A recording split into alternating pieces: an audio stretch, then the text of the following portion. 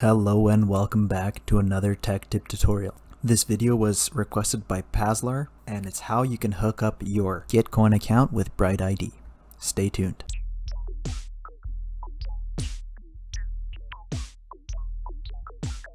So the first thing you're going to want to do is go to enter GitCoin, is sign up for a GitHub account if you don't already have one.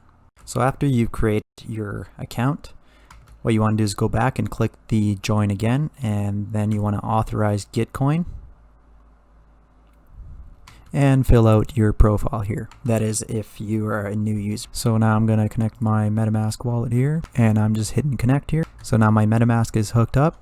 You're going to want to go at the top here where your name is, and you're going to want to go to my profile, and where the trust bonus is here, you're going to want to click on that. So I just enabled my screen mirroring so you guys can see my phone screen, and what you do is you press on trust bonus, and after clicking trust bonus you want to click to connect, and now you want to scan your BrightID. So I'm just on my phone right now and I'm going to scan a code. So I just clicked on scan a code, and I'm going to hit yes, and there you go.